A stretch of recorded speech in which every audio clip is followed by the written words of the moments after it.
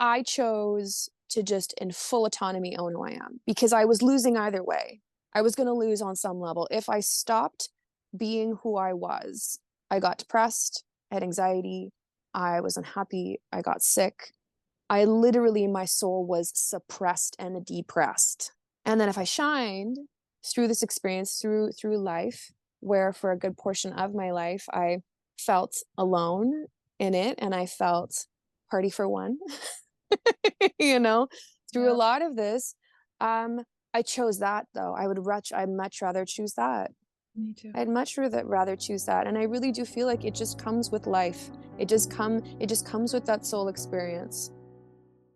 Welcome to the Bridge Podcast, a podcast featuring heart-centered leaders, artists, healers, speakers, and creatives who are leading a new paradigm through their own personal embodiment. Join us to explore the evolution of humanity that we see happening on our planet and how the intersection of art and humanity may be the key to having a new experience on Earth, as we individually and collectively choose to align with a greater peace, unity, harmony, and unconditional love in our everyday lives. Together, we will explore inspiring, insightful, and healing conversations that tap us into the artist within, empower us to be the conscious creators of our reality, and amplify the world we want to see by coming home to our own divinity. Let's dive in. Hello, my loves. Welcome back to another episode of The Bridge. I'm so excited that you're here. Today, we have such a special episode with the beautiful Christa.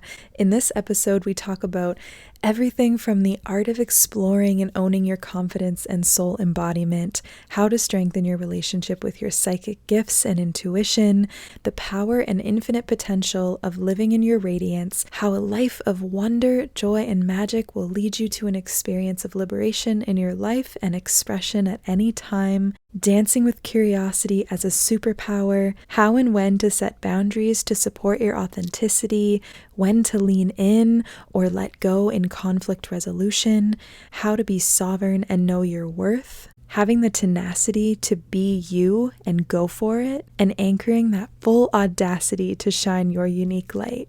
We also discuss mental health and finding home within oneself, the importance of trial and error on our spiritual human journeys, how being around wise women and being willing to learn from those who we feel resonance with can change our foundation of life and allow inspiration to be a whole new way of co-creating and experiencing community in this new paradigm. Christa is an intuitive empowerment coach and guide.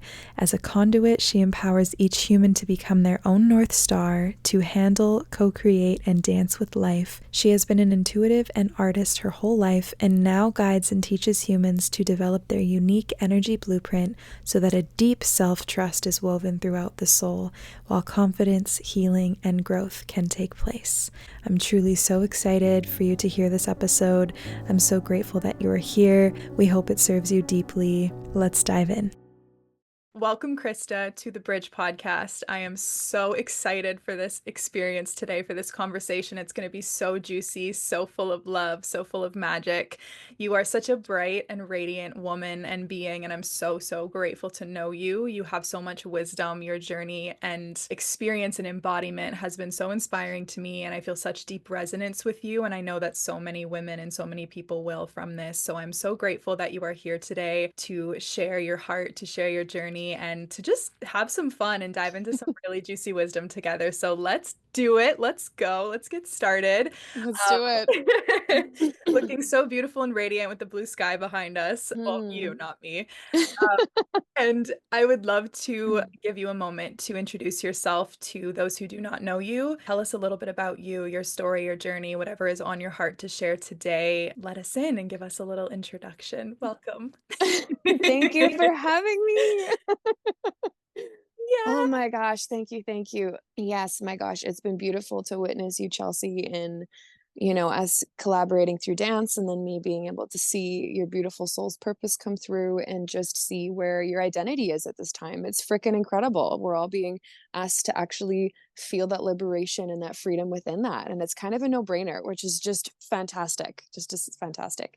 Yeah. Um, so yes, over the last 2.5, 3 years, I have been really on this incredible journey of devotion to intuition, somatics, energy, to channeling, to mediumship, to I've been mentoring incredible women who have their psychic development, and they also have their psychology degree. They're holistic and transpersonal nutritionists who are also mediums. So I've had the pleasure and had the calling probably like, yeah, about 2, 3 years ago to really envelop, and I've been beautifully guided to these women through these experiences. I've just been following the pings, and it's been so beautiful. It's been something that I never saw coming. I've always been, an artist. I've always been a talented woman. I've always loved to sing, draw, paint, be in life. I always had a very optimistic way of seeing the world. And I always knew I was going to be good from like a very young age, even though it definitely took me for some wild rides. Absolutely. Saturn return is no joke. Of course. Like the universe like pointing at you and being like, are you tapped in? Like, are you living here consciously, kind of? And it's like, well, I thought I was at some points, but hey. And yeah, I've had the privilege of really being around like 20 to 30 wise women, and that's been incredibly important for me through this process. And I've been around Indigenous women. I've been around women who have done all of this work to, in a way, lay the ground for us, and did all of this work through so much of a leap and an actual, it could be detriment to their way of being based off of what they're spiritually wanting to share, or spiritually being led to go to. And I really respect that. I find that especially with any kind of work, and especially this particular work, we need to do our due diligence in finding out where all of this actually has came before us, so that we are able to implement it in a way where, yes, this is a very magical way of being, and we are all divinely connected in any sort of way. You can name it however you want to name it: God, universe, creator, Pachamama, Gaia, anything that you want to and that you feel connected to. Yet there is a very important sovereign respect and structure to how serious it all is as well. There's always going to be the light, the shadow. There's always going to be the magic with, needing that respect and understanding of what we're dabbling into and co-creating with. And that's just with anything in life. So I've had the privilege of, over the last about year and a half, throwing workshops outside with groups of 30 to 40 women. I've had one-on-one sessions with some fantastic clients that have been devoted to 6-month and year-long mentorship programs. And so far doing this, I've read for almost about 300 women. And it's just been such a beautiful way of truly the medicine that I meant to bring forward, and then also have it add to my life and my soul and my purpose and what I meant to say. And at this point in my life, this is where I'm at. So, that's a beautiful thing that we all need to keep in mind as well, is whatever identity shift you're taking on at this moment, we need to follow that. And will it be for a lifetime? It might be. And if it's not, that's okay too. Yet what we're meaning to learn within that moment is so incredibly important. And as much as I've been giving these women freedom, money manifestations, relationship manifestations, overall just peace within themselves, so that my goal is that I want women, I want people, I want you to feel so anchored in who you are, so that no matter what's going on in external circumstances, you're able to maneuver through life, and not only maneuver, but thrive and expand and find your direction. Because there are people out there, over, I believe about half of the population is enlightened at this time. So even as much as tumultuous energy is going on, and it couldn't be more erratic and chaotic, which was also predestined in the book of prophetics, there were certain timelines that they said were going to be very amplified. And, I feel like we all kind of have seen some of this coming, just from a practical common sense, because the lesson does need to be learned. It's, yes, I really empower and allow women and people to know that, well, the life that you're destined to have, and that you want to go after, and how liberated you need to feel, and that your soul is calling you and asking you to be. I kind of give them the permission slip, and then anything else that comes through based off of my own channeling techniques, somatic energy that I've learned. I'm also a certified nutritionist as well. So things in the body might come up, cleansing auras, scanning auras, being able to identify generational trauma, any kind of past lineage, cord cutting, any stuff that might be sticky in this lifetime that's come through.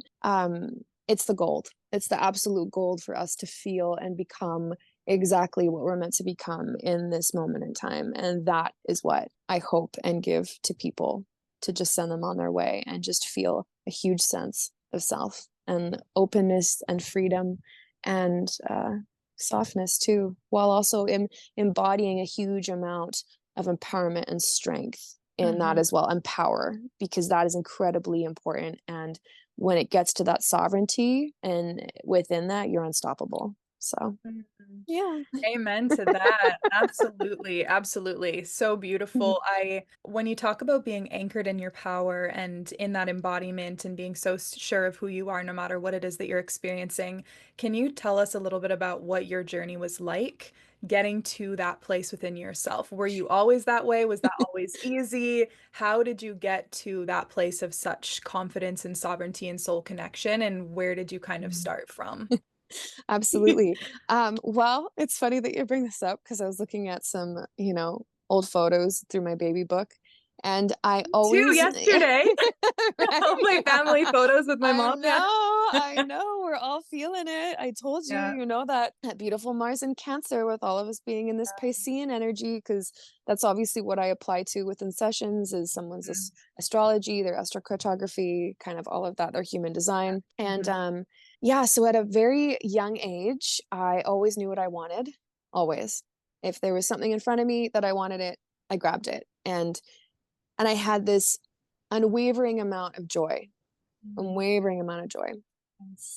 And I always knew that I was going to be okay. I remember growing up through bits and pieces. I would look at people who would worry and I really didn't understand it. I didn't really relate to it because what I was seeing and what I always felt within me is we're so lucky. We're the reality of my situation is, I'm healthy, I'm thriving, I'm protected, I have a beautiful environment around me. And even in certain circumstances that I felt out of sorts or that I was, not in the right place, I still always felt that I was going to be okay. And it also has been a huge, huge lesson of trial and error, Mhm. huge lesson of trial and error, because I also was a very gutsy kid. I was always a very courageous child, and I would go out of the box. I would get injured. I mean, thankfully, I haven't broken a bone like at all, knock on wood. Like when in some cases I definitely could have and should have. And I was always curious. I was always curious. And even at times when I got tested, there was just something inside of me that always knew that I would rise to the occasion and that I needed to rise to the occasion. And even in moments when I didn't know what took me there or got me there, somehow I did. And I had faith. I had such deep faith. And I didn't necessarily connect to God. I mean, my parents did take me to church till I was about 12 and 13, and it was a very beautiful cohort of many different people of color, and it was a Lutheran church. It was very open-minded. It was very, philosophical, and our pastor was a good friend of ours, and he always asked about the Bible as it being a question mark. What are you taking from it? What's your interpretation? It wasn't that it was, this is it, this is everything, and there's no gray area, there's no kind of working outside the lines. And yet as still a part of me just still couldn't really connect to it and didn't really find as joyful as I was. I just felt I was very pure, I was very light. And yeah, a lot of a lot of being led to go places, to adventure, to be outside, and then at the same time a lot of moments where um it definitely taught me, where my line was and where my edge was growing up. So it's been this innate sense of definitely knowing who I am, and then at the same time, not knowing where it came from. So Yeah. Yeah, I mean, that's beautiful and very real. I resonate with every word that you said about how you felt as a child and being courageous and being bold and being brave and always having this sense of joy childlike wonder and curiosity and joy and play and that, yeah, just joy has been Absolutely. such a heartbeat of my life. And I haven't always felt safe to be in that joy, which we can get Hmm. into that a little bit more because I know that we Absolutely. both connect on that level, in the layers of that and how important it is to be in our joy and the value of that. But there was something you said too about curiosity, and I want to ask you from your perspective and what you've been through and your experience, what is the value of curiosity to you to actually live in that space of Mm-hmm. curiosity? For me, that's that heart space. It's that space of unity. It's the space we're all connected and speaking to faith and not knowing what's pulling you, but knowing that there's something, that there's greater, right? Like you said, I don't know why people worry, or there's just something about us that we carry that was lighter. And to see that come into fruition more as we grow and as we become who we've always been meant to be is truly incredible. And from this perspective now, I would love to know what is the value of curiosity for you and from your perspective. And we can ride that into joy a little bit. Absolutely. Yeah, Absolutely. they're so And connected. absolutely. And I love that you shared that because we're not the only two people on this planet that have had that feeling. Like that really real deep growing up. I mean, I grew up in the 80s and like in through the 90s. Like I had this very innate sense within me of joy and purity and light. And I know a lot of kids did, whether or not they were able to relate or connect to it. Um, curiosity for me is freedom. It's freedom when I'm able to be curious, when I'm able to wonder if this might take me something, my intuition, something within me has told me, oof, what about that? What about this? What if I tried something different? It's freedom. It's Mhm, freedom from to shift your experiences, to shift your mindset, to have an ever wandering of how beautiful life can be. mhm. It never ends. It's limitless. It's limitless. Truly, it's infinite. Yeah. It's limitless and it's infinite. And the ego state in place of the human species is like, well, once I get to curiosity, the curiosity takes me then to an endpoint, and then, oh, because I've achieved that, like that's enough. I'm successful and like I'm good with that moot point. But it's just like there's so much, and through curiosity, there's so much connection. There's so much ability to conversate and ask and wonder, oh, how does this person think? Maybe it leads me to this. Maybe it leads me to community in order for us to do things differently and just the want to do things differently. We're Mhm, inspired. That's a whole other group think. It's a whole other way of interacting in a mhm. space and a place. Mhm, And it's co-creating at its best. It's like ping, ping, ping. Oh, okay. And it asks us to bring in grit and bring in tenacity and bring in an experiment. And like I said, trial and error. It gets us moving, it gets us going, yeah. even if it's towards something, or even if it's just a beautiful thought or a beautiful moment of peace or a moment of, I wonder if I thought this way, this is what could shift for me. I wonder if I tried creating this. What message could I bring in? What feeling could I provoke in another person? If I tried this, ooh, I tried it, wow, my whole heart opened up, my whole soul burned with passion, and I never would have felt that, known that, created that, if I didn't have the curiosity to go there. Mhm. The openness, exactly. It is such an underrated and undervalued and forgotten. I it's part of who I am. I've Mm. always been. And even as a young age, I was the kid that when my dad said, okay, well, that tree came from a seed, this plant came from this, I was like, but where'd that come from? Yeah. And then where did that come from? But like how could have grown something to so All the profound? questions, All the yeah. questions, all Me the too. questions. And curiosity grows the brain. It stimulates those neural pathways that we need to tap into, that then creates an even more beautiful, fulfilling mindset life. Mhm. Oh, It's there's so many things coming. freedom. Ah, I love Mhm. this. I love this. Something, a memory just came in when you were saying that about, if I translate this, sometimes when we don't feel safe to be in the curiosity or it's been shut down for a while, or years, Yeah. we can almost start to experience our curiosity as something's wrong with me.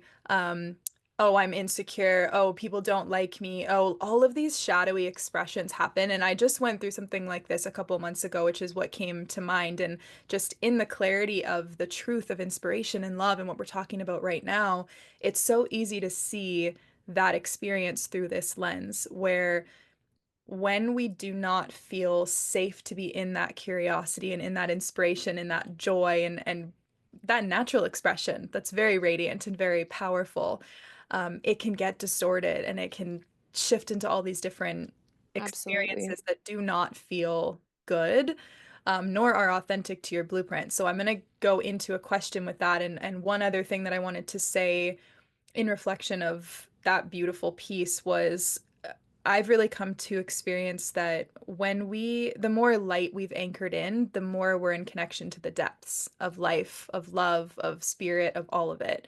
And vice versa. The more you go deep, the more light you can anchor in because you're making Mm-hmm. space. And with curiosity, that is such a gold mine as a way to move through life because curiosity is always going to lead us to love, to peace, to harmony because we're open, we're in acceptance of something. And like you said, there's infinite expressions and infinite things to explore that can open up and light up so many things.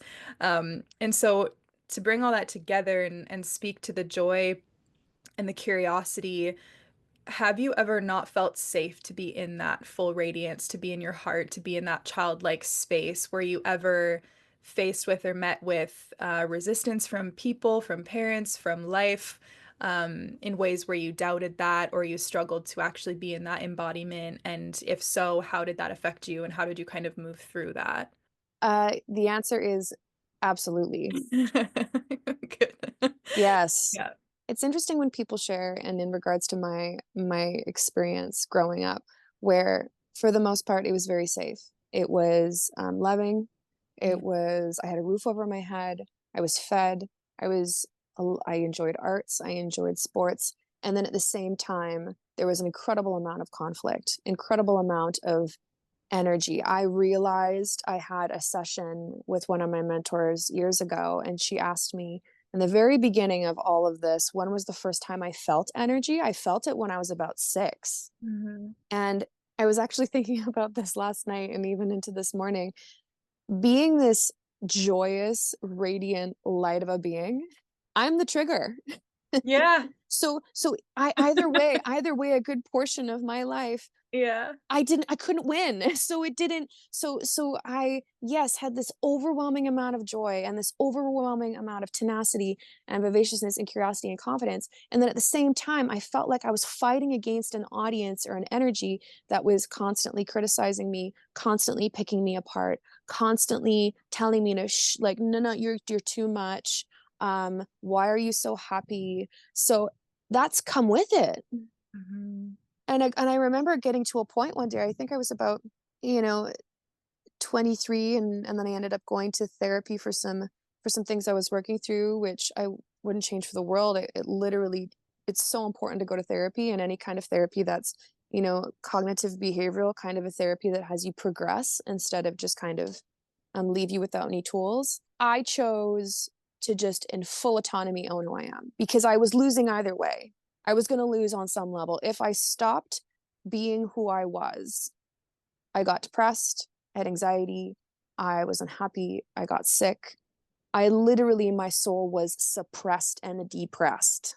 And then if I shined through this experience, through life, where for a good portion of my life, I felt alone in it and I felt party for one, you know, through a Yeah, lot of this, I chose that though. I'd much rather choose that. me too. I'd much rather choose that. And I really do feel like it just comes with life. It just comes with that soul experience. Mhm. You will get placed in environments that are pronounce and provide you with an immense amount of growth. Mhm. And I am incredibly thankful. And I know that it could have been worse. I know that people have been in worse environments than I have. And the beauty of that, though, is those people have still been able to get themselves to fruition, to light, to being, to a Mhm. full embodiment of their purpose, too. It's something deeper within the soul. It's something deeper within the soul. And even if someone gets fed a golden spoon, a silver spoon of life, their karma, their lesson, their growth will still come at some point. I Mhm. don't believe anybody moving through life just doesn't get, it's inevitable. You will have your Saturn return. You will have those lessons in your life showing you where you need to grow, where you need to adapt. And in those moments when I couldn't, I felt very alone. I couldn't feel like I could be my full self. For some reason, there was magic within me and just a gentleness within me that it gave me the curiosity and it gave me the joy and the freedom to feel very at home within myself. So I learned at a very young age, if my external environment, for whatever reason, does not feel like home or safe necessarily at some points, I had mental health in my family. I have, addiction in my family. So if and when that came across, I always knew I could find home within myself. And when we can feel that and at least try it out and at least, just get to the center Mhm. of ourselves and of our bodies at a young age or at any age, when we practice that, you're going to feel okay. A little bit of gentleness, even though it might feel static, even though it might feel jittery, even though it might feel displaced and it feels like you're trying to figure it out and you're stuck between a rock and a hard place and there's gray area and there's this and that can be true and so much is going on, we still can find, at least if you can find that one center and space just for even a moment, it radically will change your life and then you can go from there step by step by step by step. Yeah, it does anchor us into a deeper power when we experience a lot of rejection or resistance. And for me personally, I what happened is I kind of based my sense of self on how other people would respond rather than what had Mhm. always felt true to me, right? Mhm. Which is it's a it's a dangerous place to be if you believe that what other people see and feel about you is ultimately what is true about you. Absolutely, yeah. And it's a journey. It's a journey to come to feel safe and anchored and empowered in who you are, regardless of how the world responds to you or sees you, because we do each have such an individual and unique soul and journey. And what you mentioned about um, your childhood and other people's lives and everybody having different lessons and growth points. And it reminds me that, we never ever really should compare ourselves to anybody but ourselves and our past. Are we 1% better than yesterday? Or, however you want to measure that for yourself and your own expansion. But to be curious about other people rather than to judge them and think that they should be experiencing something based on where they grew up or anything, because you really don't know. And in my experience, is the more you see from that soul level through yourself, your own heart and soul, the more you're going to see everybody else's heart and soul. And either you're going to see that they're exactly where they're meant to be, living the life they're meant to be living. And if they're a little bit off of that for any reason, the love that you can hold for them to actually find that realignment without even saying anything sometimes, just because you hold that compassion and that love and that openness, um, can actually be of massive service. It is of massive service to the collective, to everybody, to the people around you, and to ourselves. Because and I always love to talk about this because it helps me find my own clarity too, is the unity consciousness perspective that when one of us is in tune with who we are and with our hearts, it ripples out and it affects everybody else, so everybody else can be in theirs. And that is a world where we thrive. That is, it's going to look different for everybody. It doesn't mean we're all going to be vibing on the same experience at all times. It's actually kind of impossible for that to happen because you can't play only one note of a song and have a full song, right? On the piano, for example. I love using music to, understand life and understand myself, and it just clicks for me in such a beautiful way because everything is frequency and our souls have a frequency to them, and there's something so unique about us. And so when I think about it in that sense of music, as we all are going to be playing different notes, we're all going to be, expressing ourselves and experiencing life differently. And if we can see the way that we see things, our awareness, our perception, and then how we feel about it and how we choose to relate to it and have relationship with it is actually in alignment with harmony and joy and peace and love and ease, whatever that looks like for us, it is completely transformative for everybody involved. I know that's kind of an ethereal perspective, but I bring that into my life every day. And that's kind of when we talked about that faith or that pull to something and that lightness before, that's what I felt, 10 plus years ago, pulling me forward in my life. And what's happened is I've come to now have my actual reality feel like I'm living within that energy. I'm living within that magic and that love, and that Mm-hmm. space, right? And it's so worth it and so juicy. And I want to, okay, this is another thing that I want to touch on because and it connects into what you said about people's lives and what we see. And I actually want to touch on even some celebrities for a second too, like the Kardashians, because people have, and let's, I've heard lots, I'm using that example because I've heard many different projections and things from people about them. Mm-hmm. And what I want to invite, or from my perspective, is one, reminding ourselves that we all have a different perspective of things for a reason, because there's something different for us to learn or to access in that. Mm-hmm. And when it comes to, for example, the Kardashians, it's like, what does it make you feel to perceive somebody that is, what people say is they're famous for just being themselves. I'm like, that's awesome. That's inspiring. Look at the freedom, look at the this. And listen, there can be so many layers to this. I'm just pointing out one thing about how we perceive something is going to be an opportunity and an invitation for us to step into a new level of embodiment for ourselves and a new level of resonance. And there's just so much magic in that when we're Mm. curious.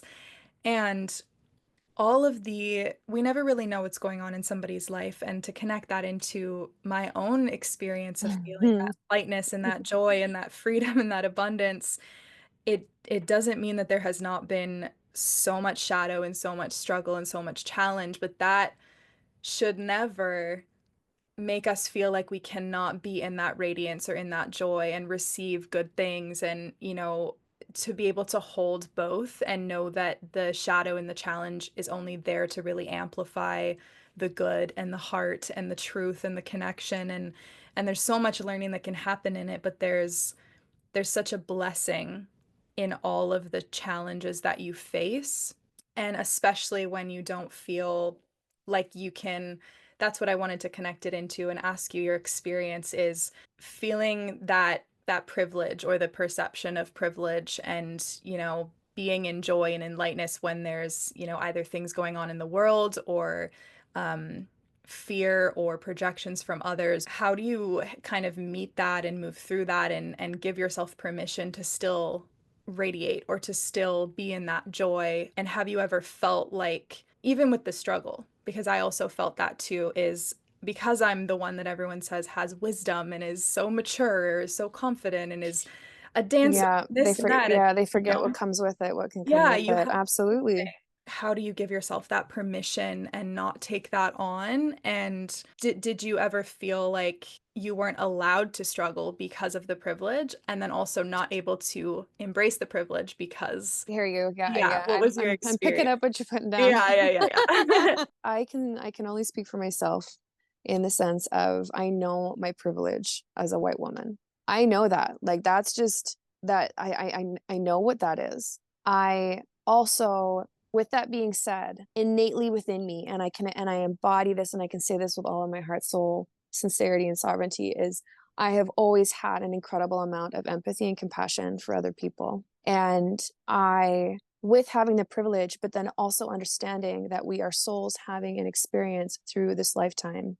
And I this is like where the mother in me that comes in, where I, have done the work with working with my child and my inner child. And I'm an auntie of two nieces, and I hope to have kids someday, and I know I will. I've seen them. So I go in, and now I can say that with such gentleness, and I go to the very center of when I've needed to move through those things. And when I have felt so to my core and on a core level where I didn't feel like I was allowed to process it, I very much, any kind of wise woman with the innate wisdom that I sometimes forgot that I had, people always thought I was okay. You're like, she'll figure it out. She's graceful, she's intelligent, she's brilliant. Like, Wow, you look don't at have her needs. go. She looks like she's doing well. She's moving through things. Nothing bothers her. And it's like, well, okay. I mean, let's just stop projecting on each other and everybody altogether and just understand that, you know, whether or not people want to escape the fact that they're human based off of celebrity, based off to whatever your income is, status, you're still human. And I can't, again, speak for other people that express that and use that to their advantage in their own way. But I had so many moments of people just assumed because I was the way that I am in all of my glory, that removed me from any shadow, any detriment, any heaviness, any depression, any anxiety. And you're talking with a woman through like her 25 to almost 30. I almost died twice. I almost died when I was 12. So it's just, there are these moments where it's a complete contradiction of people's patience and time and willingness to actually want to understand people and remove themselves and kind of center themselves within this living experience and say, oh, I'm human too. So they probably have moved through things that have been hard. And for some reason, again, that childlike and that curiosity that I've had, when I loved getting to know people and I loved finding out people's stories. And I would be so in awe when somebody, per se, I would bump into a park in New York City and they would tell me about, their Fortune 500 company that they had during the 90s. And they looked like a grandpa with a wool jacket and like a cute little backwards hat. And they were telling me about their whole life story. Or, I worked down on the downtown Lower East Side in Vancouver for 2 years. I ran a non-for-profit dance organization with a friend at the time when I was 20 to 22. And I'm sitting with these kids, these like 6 and 7-year-old kids, where their mom and dad just got taken away, or their mother OD'd from addiction, or, like and I don't know where that came from. I don't know. It's a gift that even in all those conversations, I just wanted to get to know where somebody was coming from. And I was so thankful, because whatever they were sharing with me, for some reason, provided some medicine or some insight about life in general when I was moving through things. Or just for me to understand, again, just because someone is dressed a certain way, it doesn't make them this, or because the color of their skin, it makes them that. Like that was really important to me, and still to this day is incredibly important to me. Inclusivity is a non-negotiable in my values and my morals and my ethics. Like it's a 9-year, it's linear this year. So power to the people. We are all the same. If anything, celebrity has taught us, it's that the audacity in what we can believe in and what we can create, I really think we need to expand more in that. Absolutely. I mean, my God, like goddess. I mean, and again, I really hope for it to be whatever people are wanting to create is obviously of the greater good, but that's the example, because I don't know who they are personally, but that's when I really look at the simplicity of it, really where we're moving and what we have available to us right now. The audacity needs to be blown wide open in what we can create, blown wide open. And any kind of skepticism with that regard too, of adulting, of being in a certain city with a certain culture, or, as you said, a certain mindset or familiar environment that you've been in, or beliefs or mindsets that we've had. Skepticism's out. We don't have time. We don't have time to be skeptical, because all we're being asked is to create, and the audacity of that and what we can create in that. And absolutely, I mean, I at times still need to practice, and I make sure I practice this, as if there's when I'm moving through any kind of sticky bits, or there's just a deep sadness. We have those days where you're just like, I'm just in deep sadness today. And I had actually this a couple days ago, and I just allowed myself to feel it. I was sitting with a friend, and I too sometimes have to remember, like, okay, it doesn't have to be perfect. Like, you don't, you can allow the beauty of that softness. But it's taken me time. It's taken me time to get there, for sure. Yeah, I'm glad that we came to that too, because in everything that we've touched on, the importance of feeling everything that comes up for you, that life reflects, feeling everything, just period, feeling everything is the way to me. It's always been the way, it's been the only way. I do not I do not work if I'm not feeling.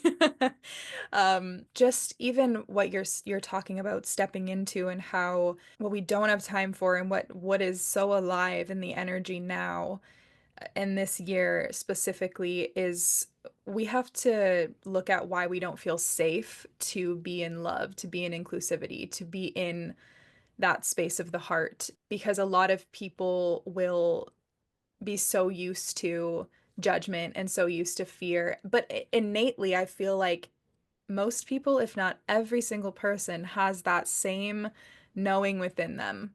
That same love, that same curiosity. It's somewhere in there. It just may be really buried, or it may be really unfamiliar, or it might feel really scary if you haven't really played and lent into that before. And I want to encourage the conversation around being curious even about ourselves when we have judgment come up, or we have fear, or we're having a hard time feeling through something. It's bringing that compassion and that gentleness to ourselves allows us to offer it to others as well. And that love is always the way, coming back to that within our own experience. And that allows us to experience it with others on the outside. And something that was coming to mind as you were sharing all of that too was the drag community, performers. Oh And my God, like, absolutely. I just want to talk Oh about my that for a God, minute, because I know we both absolutely. have our own experience Yeah. with that community, and we're both deeply inspired and in reverence to the courage and the so much about it that is just truly, truly such a teacher for us and such a gift. And so, yeah, like, run with that. Let Well, me, it's a practice in shame slaying. yes, there it is. It's a practice in, my God, I really hope one day they devote a, I don't know how they would do this, but devoting a day where everybody puts their phones down and devotes their time. Drag queens don't have time. They don't have time to waste.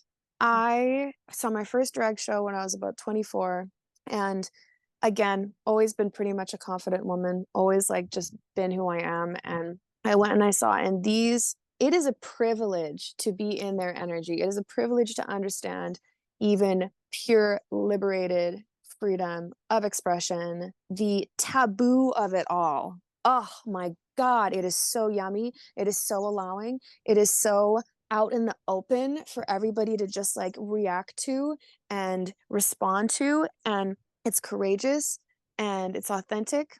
And I sat there and I looked at this being. He put the makeup on, did the glitter, did the gold, did the choreo, had the song, was the extra. And this person is going up on maybe a Wednesday or Tuesday night, and they're maybe getting paid $20. A couple people in the audience were like, here's five, here's five, here's five, here's five. And they give it their all in maybe about a 2-minute piece compared to what we even give it to betting on ourselves on a daily basis or on a passionate basis. I, I have had so many incredible opportunities within the dance industry, music videos, shows, being on stage, having all these opportunities over 5 or 6 year period within the city. And that is one that always has me feel like there's a homecoming when I've been able to be around those people and to learn about artistry, to learn about also, you know, of course, they have their own trials and tribulations. They have even more of a deeper history that they're going up on stage for their own purpose and fighting for their own legacy and their own rights and their own way of being. And that's the game. That's like that's the messiness. That's what I want to be in. That's what I give a shit about. I care about people who are willing to put themselves into an arena, get messy, be in life, be in living, versus waiting on the sidelines, like wasting time, doubting so much that the artistry within them is lost or unfulfilled. And it taught me a lot about hope. It taught me a lot about the willingness to, the weirder, the more extra, the better. It taught me a lot about how small minded and small thinking people can be in regards to expression or just their own autonomy within their individuality. And I mean, it even taught me, I've shared this with a bunch of my girlfriends too. I remember I would turn to them and say, like, stop playing it so small. Stop playing it so basic. Stop, like, what are you doing? Like, where's your confidence at? If these beings, these beautiful humans, if they're getting dressed up to look more feminine and they're going and giving it their all, and if any woman has a doubt about their beauty, their own intrinsic confidence, their artistry, and their expression, you got some work to do.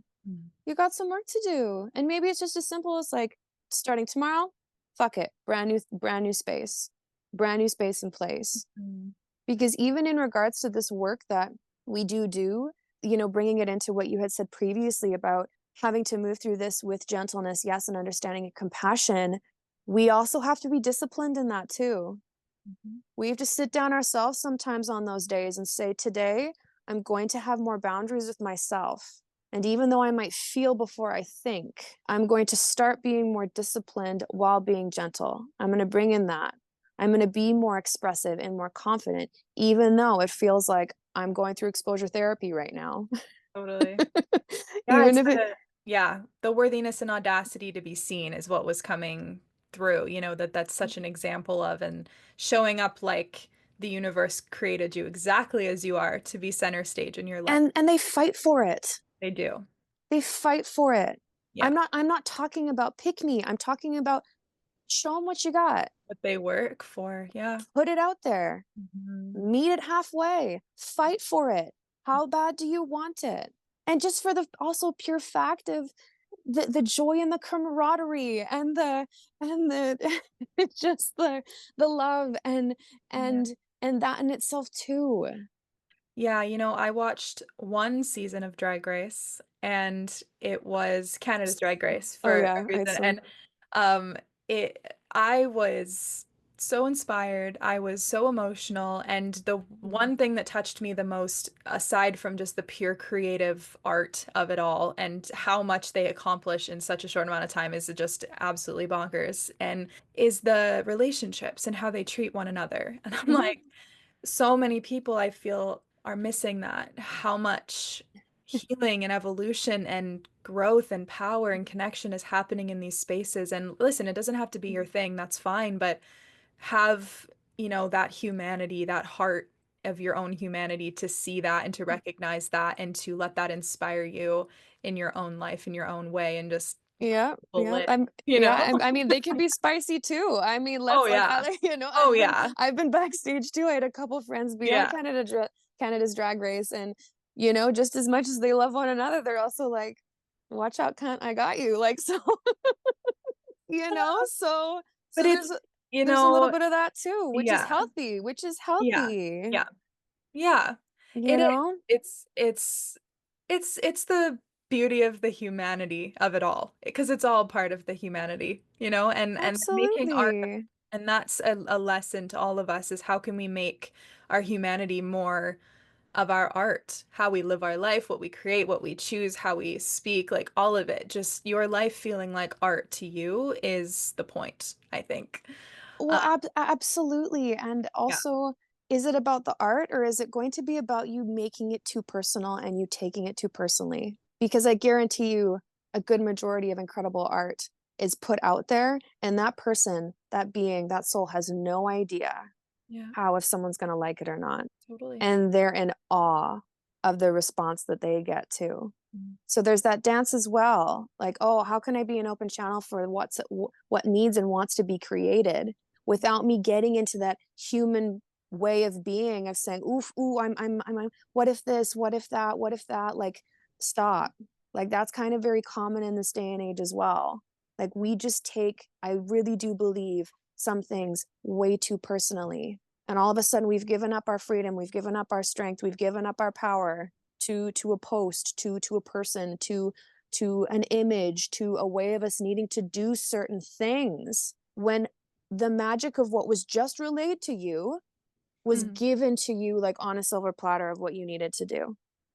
How would you encourage somebody to strengthen their trust in that and their embodiment in that, being the vessel, receiving, going with the Mm. flow and with their art, and just letting it come through, how do you integrate that? Because to me, safety to be seen comes up, the identity work comes up. There's lots of elements to that being able to just flow in freedom. What would you say? Yeah, I'm laughing because this is something I'm working on right now. Me In in too. in the sense of Here. what I've been playing with, and what I've been able to just sit centered and kind of observe in trust and trusting myself is I've been able to look at moments that I've moved through from the past with such pride and awe in how I moved through those things, Yeah. trusting myself, but then also having no idea how it was going to go. But still to this day, I'm like, how could you have ever doubted where you were meant to be because you arrived, even if I didn't know how I was going to get there? So that kind of comes up. And then now where I'm at is how can I switch things around in a way of whatever I'm led to do, try it. Maybe Mhm. I post it, maybe I don't. Try it for myself, step out of my comfort zone. And the muscle that I work with now is that intuitive knowing, is that call within my body. And then we go from there, and we go from there. And then you stretch it out, and then you go from there. And then through that, you have literally strengthened that Mhm. muscle, which, connects to bravery, to courage, to tenacity. And then the next thing you know, you give zero fucks about what you're putting out. So coming from a person that I went through over a decade of therapy, and still to this day, sometimes I have to, I've been able to manage PTSD, and I went through anxiety, depression, disordered eating, so many things Mhm. that, again, the dark humor of it all is when that comes up, when those elevated and amplified sensations come up from that trauma, the Mhm. last thing you can do is trust. The last thing your body wants to do is like, oh, how are you expecting me to trust that I'm going to be okay when Mhm. that just came out of nowhere and just took me? Mhm. So it's it's a work in progress. It's Yeah. a work in progress. And then it's an understanding of being able to practically see, oh, when I start my day off and I play with asking, please show me this, or I take note now more than ever of the micro and the macro positive ways in which I've trusted myself through that Yeah. focus, through that disciplined mindset. It's definitely a good place to start, and definitely has really provided over the years of I've always been able to trust myself. Mhm. It just might not have been supported or nourished my Mm. entire life. Abs And again, the magic of that in it all, though, is I'm here. So, Yeah, and the boundaries of letting go of what is not yours, what is yes. not Yeah, things that have been said to you, ways you've been treated or been taught to treat your power and your magic and your inspiration, like being able to let that go and know that you're okay. The codependency versus the sovereignty and the interdependence, right? Being able to know you're a child of the universe first. You are not just a product of your past, even though those experiences are part of you and your story and have shaped you. You also get to decide what that means, absolutely. how to move forward. And so, can you speak a little bit to boundaries? And then I also want to take this into, I mean, we boundaries with the masculine and feminine energies within self as Hmm. well. How do you have that healthy relationship with your own and let go of and say no to the things that are no longer or never Hmm. were true for you? Let's start there. So, I mean, the first thing we can do on a body level in regards to knowing if something is obviously for us or not is a sensation, is if something leaves us feeling with a sense of discomfort. Again, bringing in that curiosity and asking, oh, is that a no? Or is that a doubt or a fear or something I need to kind of look at? Now, when it comes to boundaries, really the juicy place that I've been in right now is the boundaries within myself when it comes to the mindset, when it comes to my emotional boundaries within myself in regards to, you talking about how we've both been artists our whole life. The art is the magic. The art is with the choreography. It's the piece. It's the moment. It's on one end the toxic relationship, but that keeps us in awe, and then that keeps us in love, and all these love, and all of these lessons and burning desires. And then on the other end, it's incredibly detrimentally unhealthy to us. So really, boundaries have taught me, it's been a reflection of, I can either act and provide a healthier living space, or I can be shown this lesson again and again and again. And as I've been shown, when I take a step in a certain direction, or I have a certain thought, or I have a certain way of being, when my body starts to show me how actually detrimental or within the feeling that I'm getting, that's my cue. And I choose to act in that moment of what I need to do next in order to provide a healthier space and place within my feeling, within my body, within my mind. It's that quick for me now. And that's how it took me time to get up to that cognitive focus of being able to pinpoint that. But I really do feel like it needs to be healed in real time. I really do feel like we need to kind of be able to catch that awareness. And when I've also realized through growth, through friendships, through people I've dated, through parents, through family, having boundaries with projections or what's mine and what's not and what's theirs is incredibly crucial. And leading in with conversation, in with communication. I'm now at a point in my life where if there are questions that someone needs to ask about someone bringing something up in you, and you feel like there needs to be a conversation in that regard, you need to say it. Whatever is going to provide you with power, even though it takes courage. Again, through therapy, I had to get to a space and place because I had some emotional and verbal abuse of really using my voice, of really, she's always on my shoulder saying, Christa, it's about you expressing yourself, with the understanding that that person might not be able to hold you in the space that you need, and with the understanding that they might treat you completely opposite to what you're wanting. Yeah. Now, I understand that on some level as a risk, but she's asking me to be an advocate for my newfound freedom and for my voice through practice. And a lot of people nowadays will tell you different. A lot of people will say, well, just let them and be passive, and, silence is an answer within itself. And okay, yet nobody's then teaching empowerment through conflict resolution. Yes. Nobody's Yeah, teaching, well, I actually now as a woman want to be able to walk through those things and actually feel centered and neutral, if anything, and feel confident in that. Yeah. And bringing in kind of like to the masculine and then into the feminine segues of it all. It's been beautiful to arrive at this point in my life where I actually feel, I have healed a lot of the mother. I've healed a lot of the father. I really had to start looking at, through this whole process, I think what's incredibly important for each person is to ask, am I going to let the examples that I have had or not have had going to be keep on being the answer to why I am the way that I am? It's still a journey. It's still a journey to this day for me. Yet being able to be around healthy masculine energies is an incredibly important thing to do. Male figures that you feel have a healthy, centered approach to treating women, being in community where you're able to find and cultivate masculine energy is really incredibly important.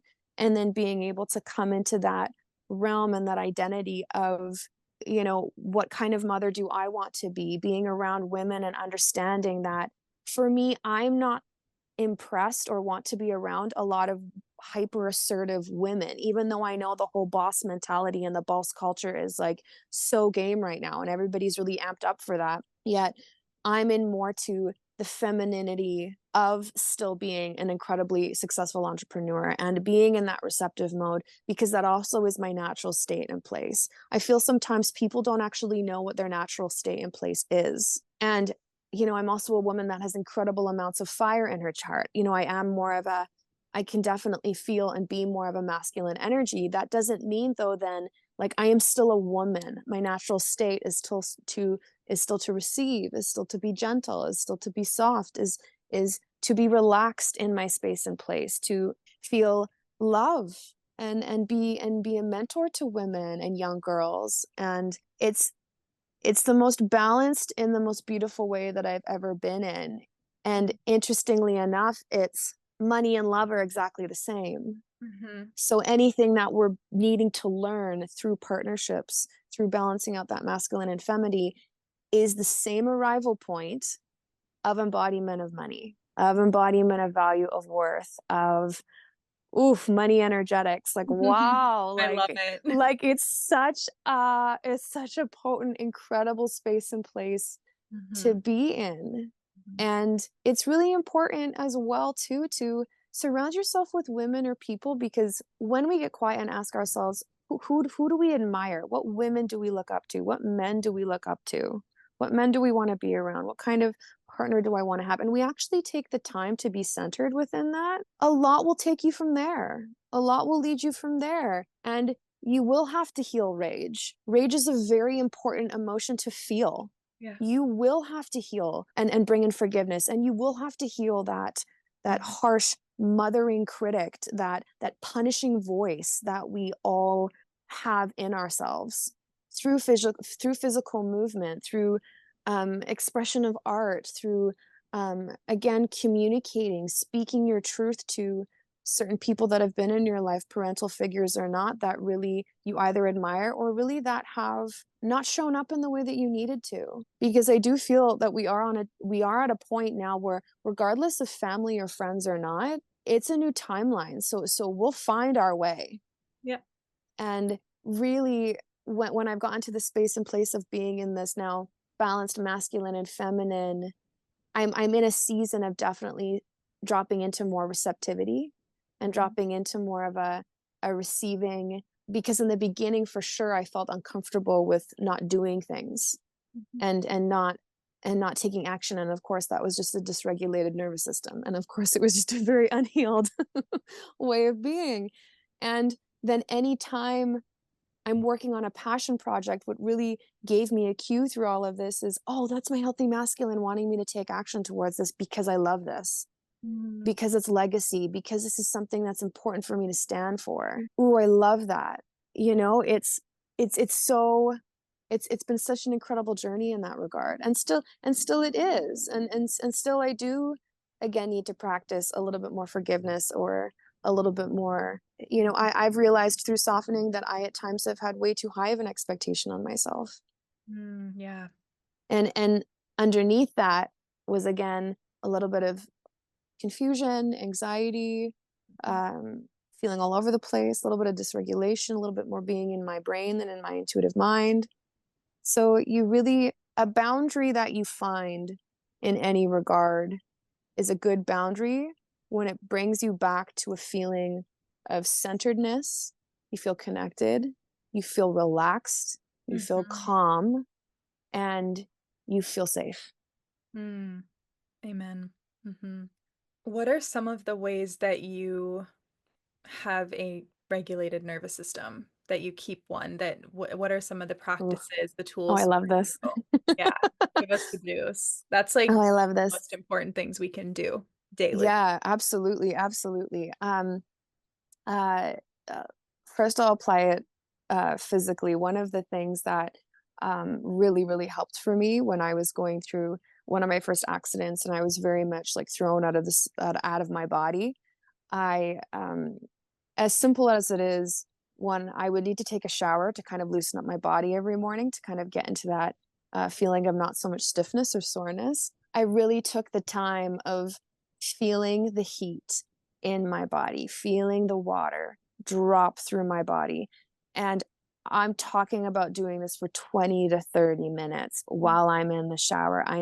As I'm feeling my skin with my hands up my arms, down my legs, I'm feeling the temperature of of the water. And sometimes throughout the day, I would progress with other temperatures. I would wash my hands with cold water, with hot water. I would beautifully, I love working with scents. So bringing in that awareness and that intentionality through that, an incredible way to Mhm. bring in that regulated nervous system state and place. And meditation in such a profound way, I never would have really thought, yet I do understand the science and the physics behind it. Channeling in any kind of really elevated meditation was a beautiful way to regulate my nervous system. And it's really important for us to remember that any time that I had an amplified or elevated feeling within my body, I really have gotten to a point and I started practicing, okay, this is the nervous system. This is an emotional response. This isn't who you are. This isn't that you're in danger. You know, you kind of use the five senses. You kind of can relabel, refocus, reframe, and reevaluate the situation. We want to be able to get centered and slow down as quickly as possible Mhm. so that we're able to understand the reality of the situation. And most of the time, the reality of the situation is we're safe, we're Mhm. taken care of, we're not in danger. And deep breath work within those emotional responses is crucial, Mhm. is crucial because our bodies are looking for comfort. Our subconscious, whether or not it's picked up something from the past or in the present that's been relatable, our nervous system is having a response. So we need to be able to center that and neutralize it as quickly as possible. And I also gave myself that grace too. I feel at times people are wanting to achieve happiness right away and they're wanting to feel normal right away. And if you want to actually feel more strength within that focus and within that connection within your nervous system, it is Mhm. going to be a slow and steady process. So, okay, if a physical sensation, if my nervous system is feeling dysregulated right now, I actually need to ask myself, what is the best way that I can ground myself in this moment? Okay, I need to touch the earth. I need to drink some water. I need to eat something. I need to, again, bring in kind of that somatic energy with temperatures, with sense, with physical touch, with breath work, with listening to a very calm meditation that people can have. You know, you can bring on your voice notes, your phones. And when I'm able to then get to a neutral space and place and I can bring in the mind and I can bring in the brain and we're all centered as one, Mm.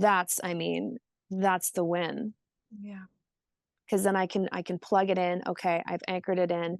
We're good. And then you literally just have to practice within that moment. And Mm. as uncomfortable as I know it is, like we all know, it's the medicine to also teach you to get us where we need to be within that moment. Mm. Absolutely. Okay, if I'm coming to the edge, as you beautifully put in the beginning, a little bit of curiosity. What do I need right now? Prioritize. It Mm. does not mean you then go on your phone. It does not mean then you distract. Mhm. It does not mean then you just ignore what your body is trying to tell you. Yeah, because the regulation and the conscious rewiring, as you were so beautifully articulating, is the bridge into the new experience. It is that it's our conscious choice so much of the time. And we do actually have so much choice. And I think a lot of suffering comes from forgetting that because we weren't taught that we had a Mhm. choice in those moments. That wasn't nurtured, like you said before as well.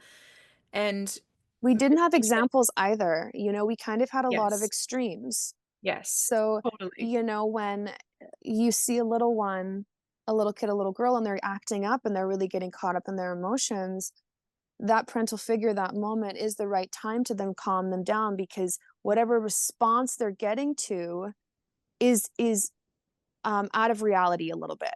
You Yeah. know, they so that is so that's what they need. Mhm. Yet if our body comes away from a traumatic experience or like fight or flight actually is there to help us for Mhm. when we need it based off of the circumstance. Yeah. But if the reality doesn't match the response, then that's where it gets tricky. Mhm. And a huge portion, again, too, that I do see this and that I had to and have been doing so much beautiful work around is the nervous system and in regards to money.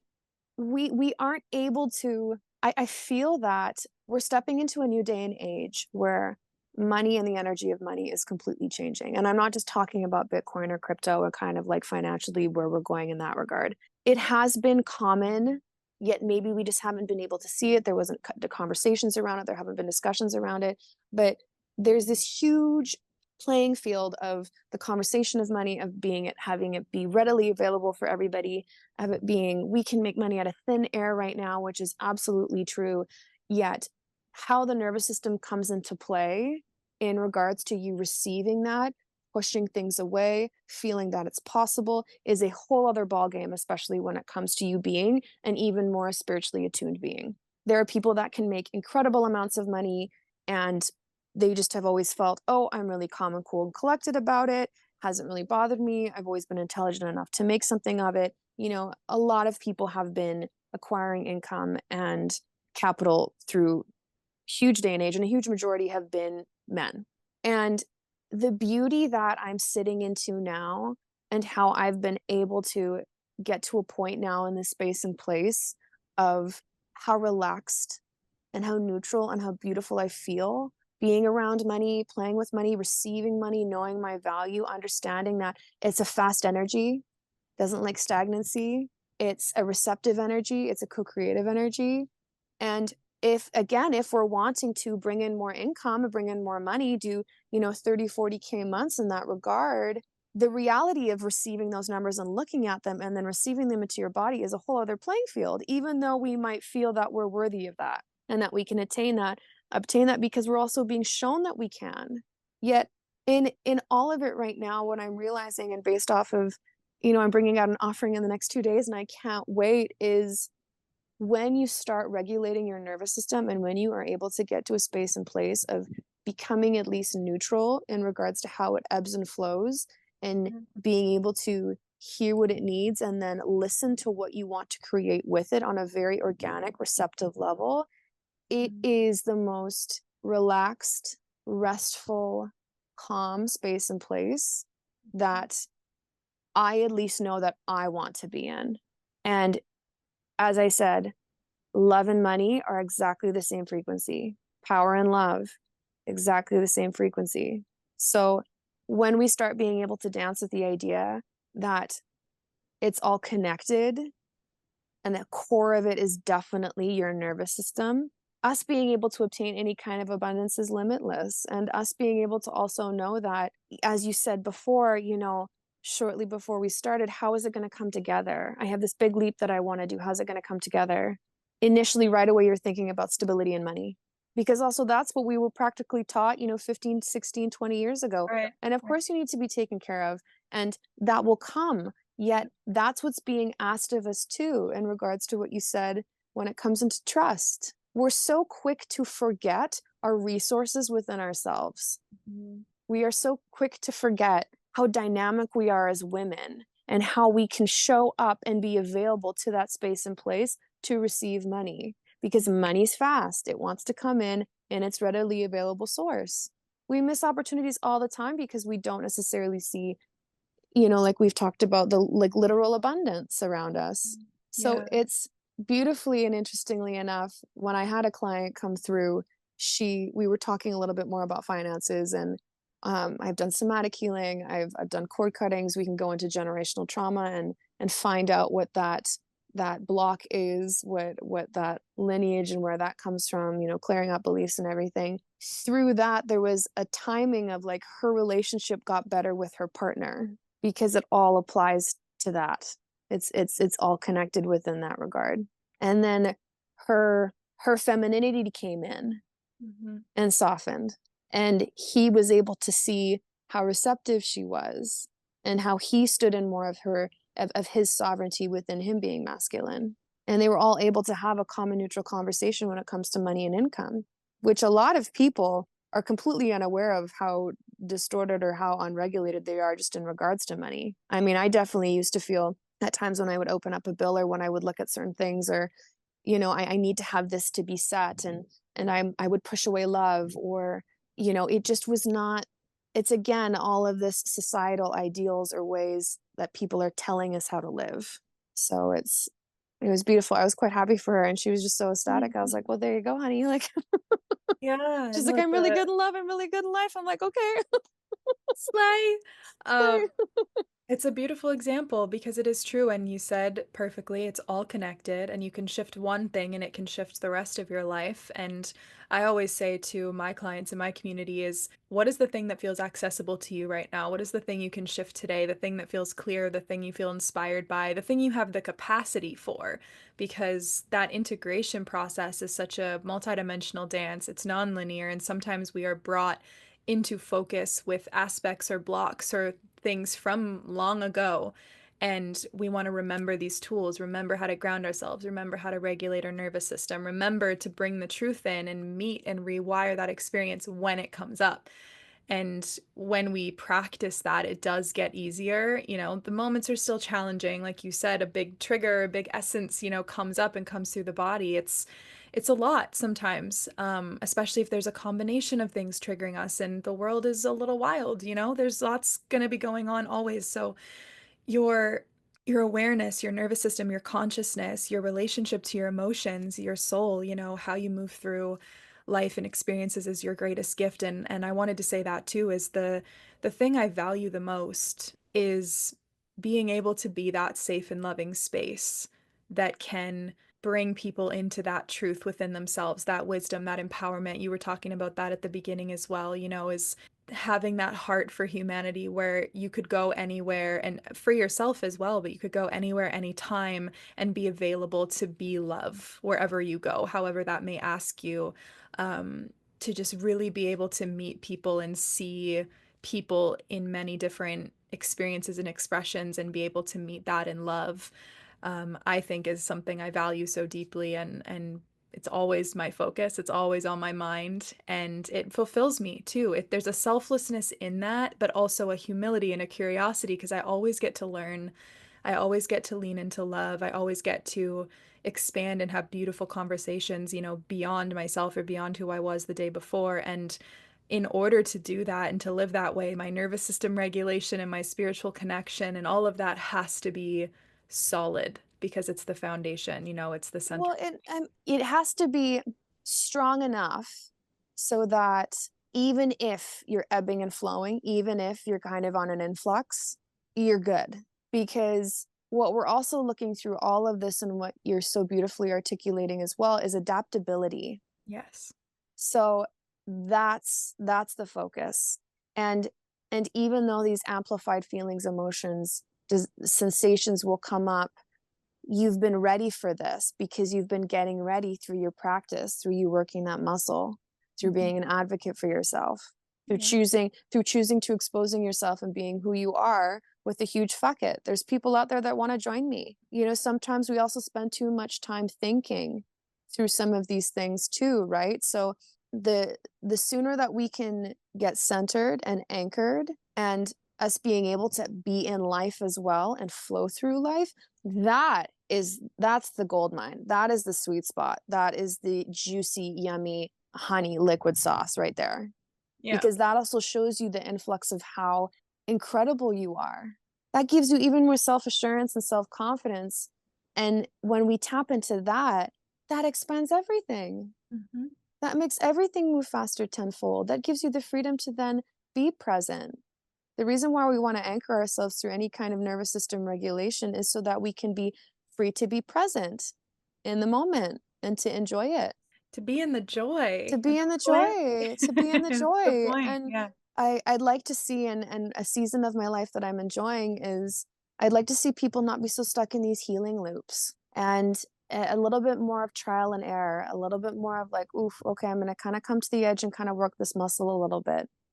And I'll have a little bit more like tenacity and grit in who they know that they are. And in any moment where we're looking back on the past, their priority needs to be with how incredible they were that they got themselves through that. Yeah. Yes, it has shown possibly heartbreak, it has shown possibly loss.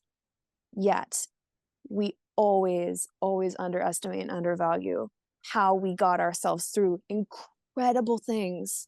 Yeah. Incredible things. And then we're wondering like, oh, I don't feel well. I don't feel good. I'm not confident. I'm not a badass anymore. It's like, shut the fuck up. Yes, you are.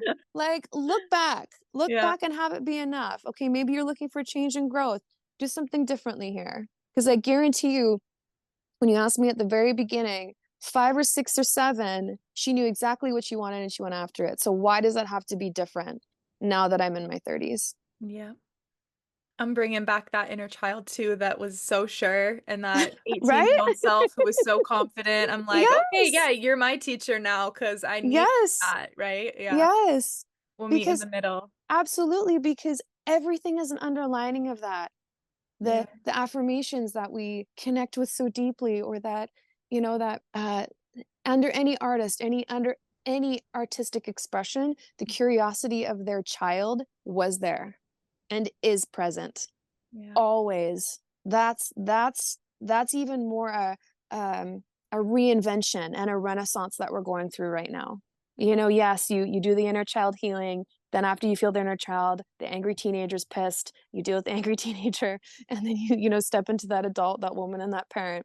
Mm. Yet right now, the women that I've sat with, and even personally within myself, my God, like jump now, think later. And I know for me too, and I don't know if you can relate to this, but I'm sure people who are listening can. If you are ever been judged by you being impulsive as the wrong way, Yep. Yeah. they were wrong. Yeah. If you have been ever judged that your joy was then perceived as you're irresponsible, or you don't have it all together, or you're careless, or you're unaware of the heaviness of Not life, realistic. or you're not realistic enough. That's the wound right there. It's all of that. Yeah. So how do you cut that cord for those who resonate? How do we cut that cord? I mean, first and foremost, hear it from us. That they're wrong. You may have They're wrong. inspiration, you may have things to grow, but that doesn't mean that you ever have to take someone not loving or supporting or encouraging you and stepping to take your hand and help you walk through that as anything about you, because the excitement, the curiosity, the joy, the inspiration, when I have taken those massive courageous leaps, I have experienced the most magic. And I had myself because I trusted myself. You know, when you do it in trust, everything But lines you up. knew. And exactly. That's it. Like that's obliterating it all. Yeah. Cut the cord, You done. know. You knew. You knew. I guarantee when someone said that to you, again, who's ever listening, if someone had said that to you, I guarantee a part of you in your consciousness, in your heart was like, They no, were I'm wrong. not. Yeah, totally. That's not right. So So why do we even take that on from your perspective? Why do you think we let that stop us? because at that young of a mind, say in regards to like your inner child, right? At Yeah. that young of a mind, those are your authority figures. Right. You don't know any better. It's a safety. And the audacity of, you know, generational ascension is with each generation. And the audacity that parents possibly could have that their kids knew any better at such a young age would be insulting. But it's the truth. True. It's the truth.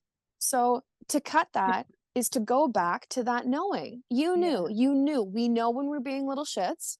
Mm-hmm. We know when we're acting out, and we know when that impulsiveness, yes, might have been looked at as being impulsive, but my God, that's who I am. I am an adventurous. That's actually what it was. I was putting myself out there. I was Yeah. drawn to something. Something pulled me forward. That's what that was. I Mm-hmm. was in joy. I was playing. I was being in life. That's what I was doing. Yeah. Alive. And there's nothing serious about someone going through life and allowing or being a criticizing and critical person either. And there's nothing serious or admirable about going through life where you have less joy in your life. So as we adult and as we have this new also clarity and perception too, I don't care how much money you make. I don't care what your status is. That's it, it's irrelevant to me. If you're not in joy, if you're not in fulfillment, and if you're not in love, I don't subscribe to it. So I can still then be free in my expression, forward moving, be an adventurous woman, be in joy, be in all of that, because that's my organic state, and still be fucking successful. That's what I choose to now as an adult write the story and the script of my life. That's me taking ownership. That's also like, as you cut the cord, you then bring in the new story. That's the new story. That's the medicine now, because I have then full autonomy and full freedom of my life. And that's me taking accountability for my life and what I want. So, you know, a little bit of we didn't know any better, a little bit of those are authority figures, a little bit of that. Yet I ask you, go back, you knew. We know that knowing is enough. Mm-hmm. That's the thing. As kids, that knowing is enough. Mm-hmm. Yet you can still implement it now. I'm still implementing it now. And whether or not people have an opinion, unless it's supportive, it's irrelevant to me. Yeah. If whether or not people are asking me why I do this or why they don't, again, unless it's loving or comforting, I don't really care. And Yeah. We were in a space and place too of, again, the heart is asking us to be called forward. Yes. If we are not in a purposefully aligned life, anxiety and depression is going to come up as a cue for you to get centered and get going. Mhm. And the discomfort of that pain is not going to be worth it versus the guts or the courage it might take you to leap Mhm. and go with where you're meant to go. That trumps it now. Like, if that comes up, it's showing you what you need to look at, whether it's the fear or the doubt or how is this going to come together, the worry, the whatever the case may be. Trumping and going for it is way more worth it now versus the discomfort. The discomfort is going to be too painful to just, oh, I'm just going to kind of be in life and kind of be here and kind of see what happens and not be connected to where Yeah. we know we're meant to be. Yeah, there's a beautiful, quick energy now supporting that. That's the Yes. Oh my gosh, movement. yes. It's like allowing and surrendering and letting it just take you and using your tools, using your practices when you need to, but And really being letting it. messy, and being Yeah. messy. Be loud, be Yeah. weird, let some expressive noises come out. I'm fucking scared. I don't know what I'm Oh, doing, yeah. but I'm going for it. Like write a song, do Yes. start a movement, do something with it. Do Absolutely. That something with it. the Share it to other energy. women that then, is so beautifully you're doing that other people are like, "Oh my God, I'm on the same page as this person. Thank you. Thank you for saying that. Thank you Mhm. for sharing that. I'm not alone." Like Yes, we you we are we absolutely have such a tendency to think that we're all alone. yeah. It's such the center of these intense feelings sometimes, and it's like, no, no, we're not. Yeah, and when we were talking about how people sometimes would project onto us, I wanted to this has really helped me is to think about those moments where you say, and connect back into that space. But also, I find in my experience, the people who have been resistant to my gifts, my magic, the way that I move naturally and organically, it's so clear, especially as you trust yourself, that so many of the questions and the struggles and the things that they're complaining about in their life, you are an answer and a lesson for them, but they have to block that lesson out when they're not willing to receive it. So then you are the one that's getting blocked, but it actually has nothing to do with you. And that is really helpful to know and to remember and to tell yourself when you feel that rejection or that resistance or that projection or judgment, because if you look to that person and say, are they embodying what it is that I'm calling myself into and stepping into? Are they an example of that? If not, then why are you listening to what they're saying? Well, and yeah, I was going to say to refine it even to a certain point, it's irrelevant. And what's relevant is so that person might be projecting. What's relevant and the priority is you. Yeah. Period. Your magic, your soul, what you want to do, how you want to express yourself, and how beautiful and intrinsic you are, and you came to be on this planet. Like it's an interesting observation because I know when I can trigger or light up something within somebody. At the end of the day, though, I really just take myself out of it. I'm like, okay, it is what it is. And I do go back to the centering feeling of like, if they knew me and if they know me truly, then I'd hope that they lead in with a conversation about maybe the medicine that I have.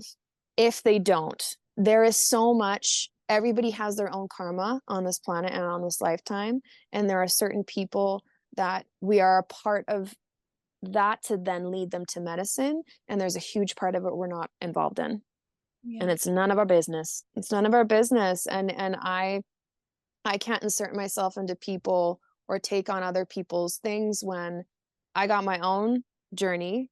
And that would then be in the way of their lesson and their sovereign lesson that their soul needs to learn. Because maybe I'm not the one. Maybe I'm not the person and I'm just an example. And Right. I'm sure like you, like there are many people that have triggered that one person or they've projected on that one person. But I did a story a couple weeks ago where I just think too on, and I say this with gentleness, but also like a sternness, like we need to get a better backbone. Get a better backbone. People need to, they the power within you has to again be the priority here. And I remember when I was growing up and I would go visit a friend in Victoria, and she was friends with one of the most beautiful women. She was like artistic and stylish and stunning, and she was so mysterious. And I was like, oh my gosh, you're so cool. Like, I thought she was the coolest girl I'd ever met in my entire life. And for a minute, I was like, oh, what don't I have? And then I was like, wait, though, if I'm seeing something in her that I'm really admiring and drawing to, then obviously it's within me. So that goes both ways. And in this case, I was like, oh my gosh, I have the same magic that this girl does. I just need to zhuzh it up. I just need to kind of nourish it, water it, allow it to come through. Right. And then through any time that I've felt the shadow of that, I'm like, oof, that's such a lie. I need to work through this, what I'm moving through here. But I find people are too quick to be like, oh, it's out here, it's external, it's that person, it's that. And it's like, Yeah. what's going to give you power? You saying it's that person, they're the one that's doing this to me by through posts or a phone or any kind of other space and place, or are you going to pull back your energy, call it all back in, neutralize it, figure it out, move through it, which brings you the most power. And then at the end of the day, it doesn't, you're like, oh, okay, cool. Exactly. And you know, there's kind of two questions, but they're kind of the same thing, is how would you say for those who are like, I don't know when it's mine and when it's theirs, or I don't know that difference. I don't know how to come into my power in that moment and know whether it's something that is none of my business or something for me to lean into. What would you say to someone who's like, That's a how beautiful do I know? question. Yeah, Yeah. that's a beautiful question. And I actually moved through this a month and a half ago. I was kind of working through a friendship. I didn't know if it was aligned Mhm. and anymore. And what I first do is I write it down, Yeah, love and that. then I actually confide in a friend. I actually turn to somebody that I know and I say, I want your objective opinion on this, Yeah. because I'm coming to you fully knowing that this could fully be me. Yeah, Fully be me. exactly. Exactly. I might be wrong. Help I me might out be here. wrong. I might be wrong, and it's okay to be wrong. Yes. So if that's the case, that's okay. And I also want your opinion about it and for you to be objective, because I respect and I trust your opinion. And I also know you're a person in my life that will be honest with me and be Yeah. truthful. And when I brought this to her attention, it was cool because she actually brought up some things that my intuition was spot on about. Mhm. And I was like, okay, well, that's like really reaffirming. And like, okay, Yeah. okay, okay, okay. And Sometimes then, we don't trust our intuition, right? um, well, it doesn't reveal everything all at No, it once, doesn't. You're right. right? So I know. it's like, it's like it's a little bit of Mhm. yeah, it doesn't reveal everything all at once. And I went to her and I confided in her, and she was like, interesting, I'm picking up some similar things off this person. And I was like, okay. And then she said, so how do you feel? And I said, at the core of it, I don't know if this is a friendship I can be in anymore. And she's Mm. like, okay. And she said, why? And I said, well, because it's, now that I look at it with clear eyes and clarity, it's very imbalanced. And I was always the one, and this is a lesson I've had to learn, but I've Yeah. always been the one to have overflowing amounts of love and be nurturing and being kind. And that was at the core of it. So she really helped me work through the fact that underneath it, there was pain and there was sadness for sure. And then she also really did reassure me that like my intuition was kind of spot on about it. So I really hope for people that are listening, you can find in somebody that is able to give an objective bit of wisdom and an opinion on it. And please do not go to girls that want to hype you up and be like, oh yeah, she's this and she's that. Please don't. Like, please just this is not a time for that if you're wanting sincere clarity of kind of wanting to feel get the right answers. And it also, interestingly enough, too, there was something about her that was asking me to rise to the occasion. So it also did show me too, like, well, like we all know, relationships and people and who we follow on social media in some regard are all mirrors. So it's showing something to you that it's a match, Mm. whether it's where you want to be or how they're doing it, or it's kind of the ego based side. And she did show me how she was just completely putting herself out there, completely putting herself out there. And that's something that I continue to embrace more and more and just be seen more and more and go for it. I'm like, okay, if there's one thing that I'm inspired by, is that she fully goes out, gorgeous, look at me, ta-da kind of thing. And I'm like, wow, that's a beautiful way to live. And we all want to feel that more. So yeah, it's important. It's definitely important to find people that are able to be objective and honest with you when we're moving through these things. And understand too that a lot of it isn't personal, yet I've had to tell myself too, like, oh, how come I'm taking this too personally right now? And again, like you said, when you're bringing into those boundaries and you're finding out what a boundary is for you individually, those are kind of the little cues that we need to tap in on as and like connect with as well. And that only is developed and found out through those experiences, whether that's a boundary within, okay, if someone on an individual level is taking something too personally, then that is on you. That is on you to kind of work through. And if that person is projecting onto something to you, then you just simply leave it with them and they can just deal with it and move through it on their own too, and just be neutral in that and just leave it up to them. Because also too, again, one thing that therapy really always kept me grounded in clarity is, unless we're having a truthful face-to-face conversation, we don't fully know. Exactly. Yeah. So, and in a way, kind of pick your poison of of the lesson, and then how do you want to walk through your life? Is clarity and truth your priority? Is passion, is art, is you creating a vivacious, intoxicatingly beautiful life your priority? And is that your hobby? Is it the time that you're spending? Is it more important to you that you're off your phone creating things that people haven't even imagined yet? Or is your focus going to be on the latter? What do people think of me? Are they projecting? I'm on my phone too much. I'm going to be inspired by what other people are doing and not listen to my soul. I'm just going to ghost my soul and be on my phone, even though I hear the call and I know what to do. Baby steps, sometimes. Baby steps or big Sometimes, leaps. Depends. sometimes you totally, that's it. Yeah, you nailed that. Absolutely. Yeah. Yeah. Yeah. Yeah. Is there anything else that's on your heart to talk about before we kind of close our beautiful journey here today? I know we've touched on a lot. It's been an adventure. All right. I did want to ask you, for anybody, if this resonates, for anybody who's maybe wanting to explore or open up their channel or their ability to channel or connect into that spirit world more in their own unique version of that, how would you encourage them to start opening up to that and getting to know how to do that correctly for them? Well, you can definitely contact me There you go. first, for sure. And at the core of any of the journey that I've been on, it has always been incredibly important to me, where I have asked and then I've just followed the signs. And each sign, when I've asked from a really intuitive and sovereign place, I have been met with incredibly grounded practitioners and informative teachers. Please do not go and get a Ouija board and start playing around with some of these energies when you have no idea.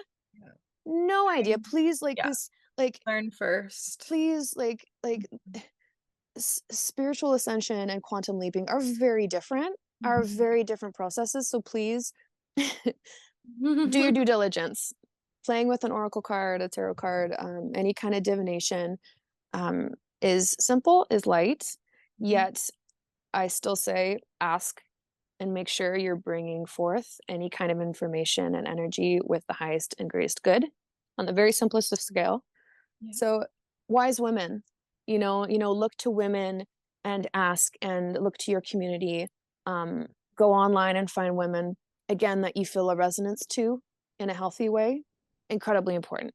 So getting in touch with your body, kind of listening to and playing around with the universe a little bit too. Something as simple as, show me a sign in a certain color and a certain object. Very easy ways to start. Seeing if it resonates for you. Yeah, exploring. Yeah. And is there anything on my heart space? Anything that's on my heart space? Confidence is an ever-flowing and an adventure that is a lifetime. And confidence is something that is developed through trials, tribulations, art, dance, the gray area, the magic, the discomfort, the life that you have and that we have already built from the day that we were born to the privilege that we're, and if we're still here, being able to create in this time, in this timeline, at this moment. And it is so much more of value and deep and layered and yummy and colorful and dynamic than we ever give it credit for. If we can start living from a space and place where we really can zoom out and see how already we are so unbridledly confident in where we want to go and who we want to be, and make that enough. Mm-hmm. The clothing, the objects, the material wealth, the material gain is literally just the cherry on top. Yes. Yeah. It's just a cherry on top, and As it's intended to be. as it's intended to be.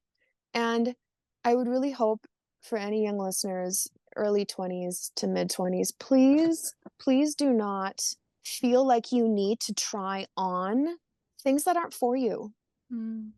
Please follow artists, please follow individualism, please follow individuality, please follow complete polar opposite to maybe what you were drawn to. Be open to designing the identity that is the most authentic to you. That is confidence. It is not wear this jacket, look this way, dye this hair. That's not what it is. Expression is very much a huge part of it, of course. And yes, if I didn't, if this person didn't make these earrings, then I wouldn't have been able to purchase them, which then would have been able to zhuzh up the whole thing. Then yes, that's there's a part to it. But if someone told me, Christa, you have to dress a certain way in order to be confident, that I knew wasn't for me, I wouldn't do it. Exactly. That goes for anything. Way moving through life. That goes for anything. And surround yourselves. We need to surround ourselves with people that, for some reason, they radiate a strength and a courage and a confidence in a way where you're like, wow, you're inspiring to be around. And it doesn't necessarily have to do with, again, status or fame or being known. While also, yes, it's incredibly important and beautiful and stunning to be around incredibly wealthy people who also are very confident in their skin, especially women.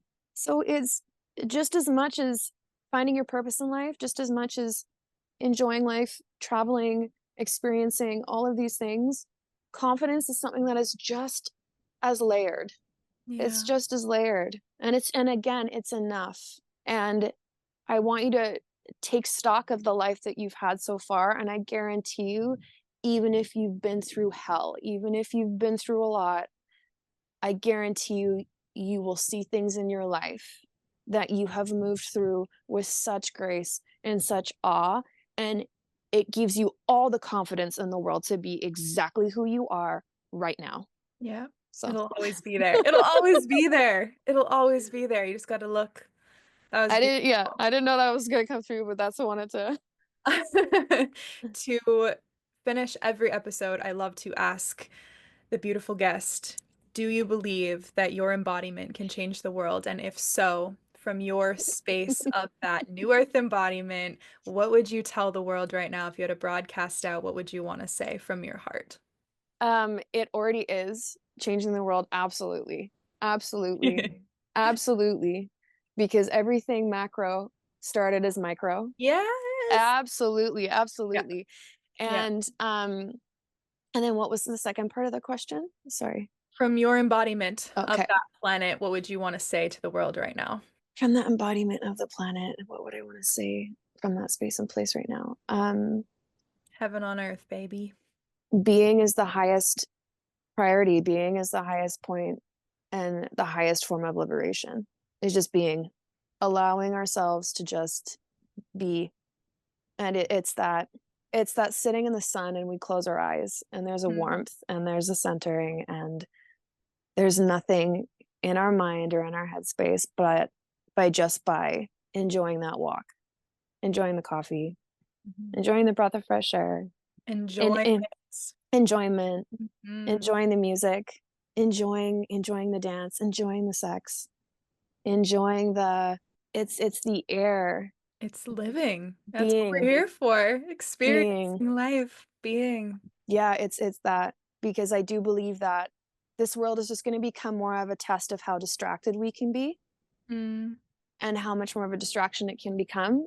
And whew, that beingness, yeah. you've trumped it all. Nothing can sway you. And you will always feel safe, and you will always feel autonomous over your individual life. And Mm, that's the most important and the most beautiful, loving, kind space to be in. brilliant.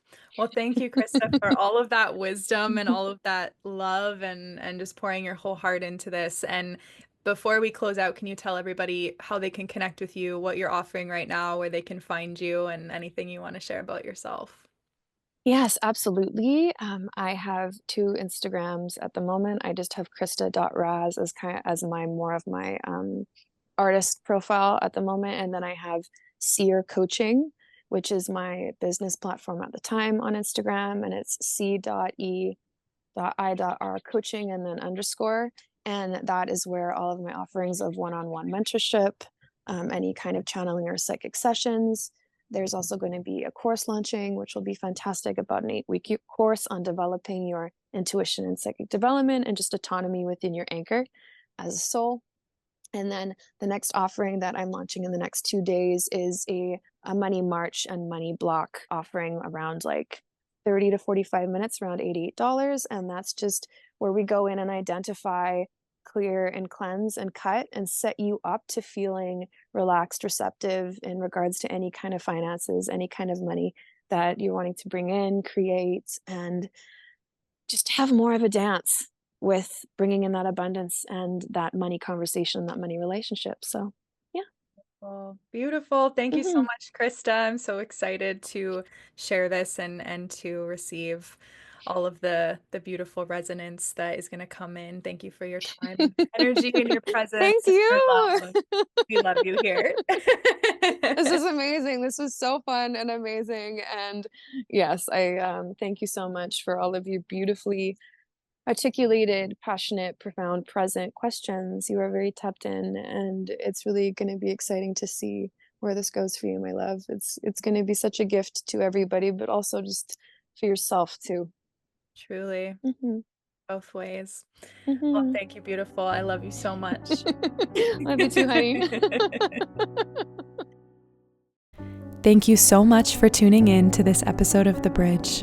You are so valued and appreciated here, and I hope it helped bring light, love, clarity, and healing to your journey of remembering who you are. If you'd like to share feedback, have questions, want to collaborate, or request for a specific guest or episode topic, you can email us at the email below. To connect with us on socials or to work with me one-on-one, you can head to the social medias in the description below. If you'd like to donate to support our mission to share love, peace, and unity on this planet, you will find a link for that as well. You can always reach out via email to ask us how you can support what we are currently doing in the world. If there is someone you feel inspired to directly support, please let us know and we will share their story in one of our episodes. Remember, together we are better and truly can do so much. Now it's that time. Go live this new wisdom you received here in your life. Share it, integrate it, pass it on. Your ripples are powerful and needed, and you have a unique way of sharing and being that only you can be. As always, take what resonates for you and leave the rest. You are sovereign. You are the magic wand. You are the bridge to experiencing the world that you want. You are the conductor of your destiny. See it, choose it, speak it, feel it, believe it, know it, and go be it. Remember, it always starts with you. The universe is always on your side, and you are infinite. One love, and we'll see you in the next one.